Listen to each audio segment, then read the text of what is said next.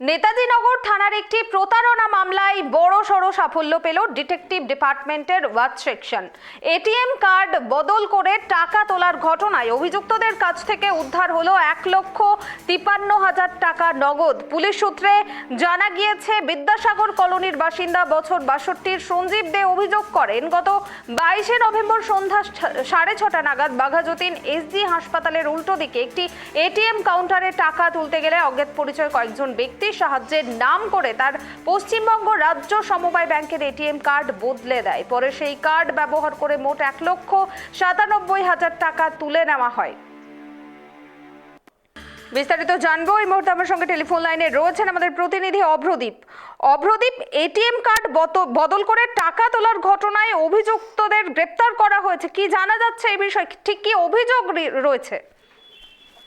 একদমই, দেখো, ATM card বদল করে টাকা তোলার ঘটনায় অভিযুক্তদের কাছ থেকে উদ্ধার করা হয়েছে মোট 1,53,000 টাকার নগদ। পুলিশ সূত্রে যেটা জানা যাচ্ছে যে বিদ্যাসাগর কলোনির বাসিন্দা সঞ্জীব দেব অভিযোগ করেন, গত 22 নভেম্বর সন্ধ্যে 6:30 নাগাদ বাঘাযতীন হাসপাতালের উল্টো দিকের একটি এটিএম কাউন্টার থেকে টাকা তুলতে গেলে অজ্ঞাত পরিচয় এক ব্যক্তি কয়েকজনের সাহায্যে তার নাম করে পশ্চিমবঙ্গ রাজ্য সমবায় ব্যাংকের এটিএম কার্ড বদলে দেয়।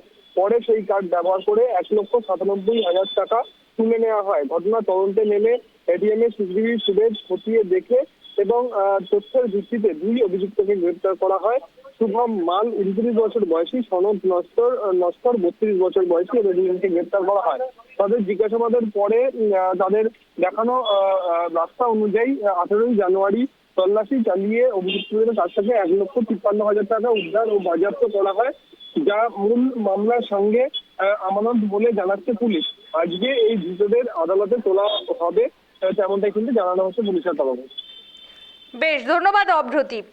যে খবরের দিকে আমাদের নজর রয়েছে, নেতাজি নগর থানার একটি বড় প্রতারণা মামলায় সাফল্য পেল ডিটেকটিভ ডিপার্টমেন্টের ওয়াচ সেকশন এবং অভিযোগ উঠছে যে এটিএম কার্ড বদল করে টাকা তোলার ঘটনা ঘটেছে এবং অভিযুক্তদের গ্রেপ্তার করা হয়েছে। তাদের কাছ থেকে উদ্ধার হয়েছে 1,53,000 টাকা নগদ। ধৃতদের আজ আদালতে পেশ করা হয়েছে।